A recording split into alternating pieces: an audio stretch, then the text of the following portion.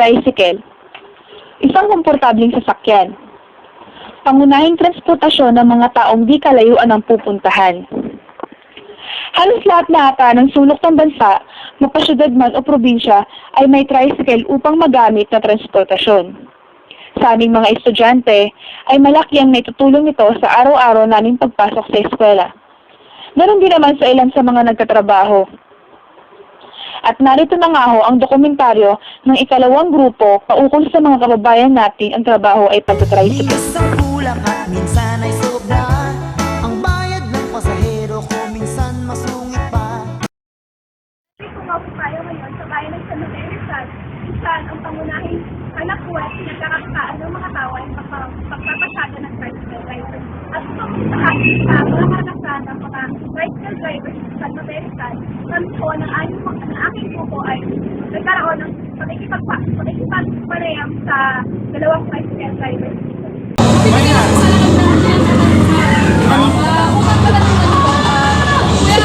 Harap ka na?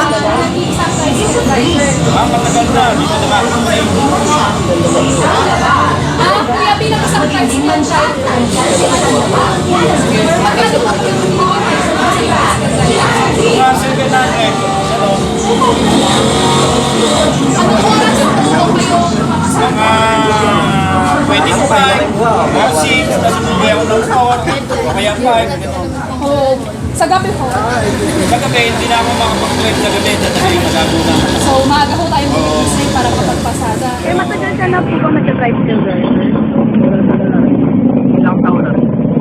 Eh, kamusta naman po yung buhay nyo bilang tricycle driver? Lang. Masaya. Magkano po yung kinikita nyo kada pasada? Baka isang araw na kinikita kami ng kulang-kulang isang libo din pagka hanggang hapon. Sapat naman po yun sa pang-araw-araw. Ayun naman. Eh, kuya, kung kayo yung tricycle driver, anong oras naman po kayo pumapasada tuwing umaga? Kasi ako Eh, yung pag-uwi niyo po, pag-gagarahin na mga bago magdilim, umuwi na ako dahil yung anak ko isa, siya na lang ang magpapagabi. Yung karanasan ko na yung makakalimutan, yung natanggalan ako ng gulong sa side wheel. Eh, puno ako ng tao nun, puno ako ng pasahero. Nakakahiya nga eh. Tanggalan ko yung balsik yung side wheel. Eh, ito paano naman, nagawa ko rin. Alam niyo ba, ang unang dokumentaryo sa mga tricycle ay nag-umpisa noong 1860s. At ito pa ha, ang tricycle ay pang-7 sa mga 8 pangunahing sasakyan sa buong Pilipinas. Ito ay ginawa kasunod ng bisikleta upang maiwasan ang mga seryosong pinsala sa panahon ng mga insidente kagaya na lamang ng head and neck injury. Sinasabi rin na ito ang pinakaligtas na sasakyan sa lahat ng mga sasakyan sa Pilipinas. Tricycle ang aking hanap buhay. Kakainin ko dito'y nakasalalay. Umaga pa lang, kumakayod na. Para may panlangis at may panggasolina. May pamilya ka po, kuya? Meron. Kuya, sabihin mo Meron. Sampo. Yan po.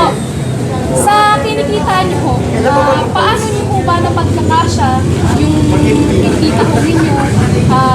Siyempre po, kailangan po natin mag-budget sa pagbahay, sa pagkain, sa sarili niyo rin po, lalong-lalo na po sa tuition fee ng anak niyo. Paano niyo po yung napagkakasya niyo? Eh, sa tutusin lang, hindi nagkakasya yun.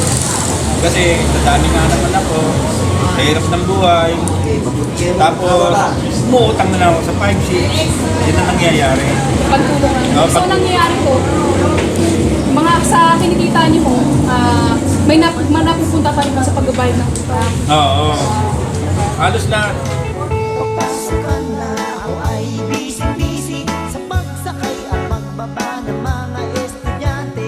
Kahit ako'y pagod na, umaarangkada pa para magpahinga ako ng mas maaga. Sa panahon ngayon, napakahirap na talaga ng buhay. Lahat na ata halos ng pangangailangan ng tao ay binibili na. Pero tandaan, gaano man kaliit o kalaki ang kinikita natin sa pagtatrabaho, ang mahalaga ay kung sa paanong paraan natin ito pinagkakitaan. At lagi din nating tandaan, kahit malit lamang ang sahod kung ang trabaho ay marangal, ito ay mas mabuti.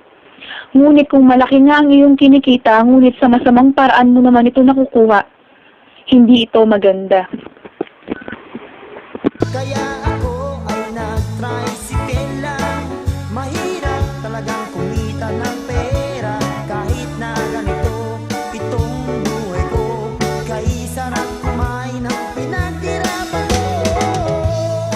Pinakahuling tanong po namin, para sa kaalaman ng lahat, gaano po ba kahirap ang buhay ng isang tricycle driver? Kasi akala ko nila madali lang po di ba? Pero alam ko napakahirap dahil naman po hindi naman po stable yung panahon natin.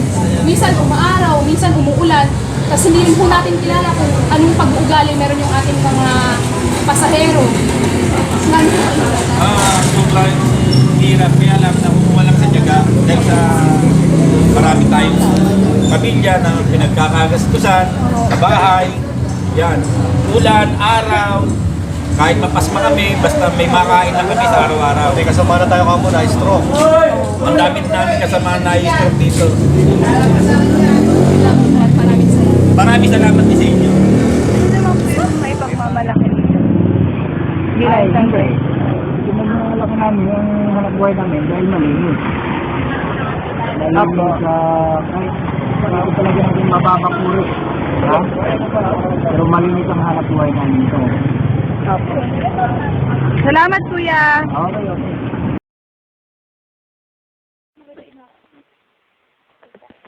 Ang buhay ng tao ay parang pag-tricycle.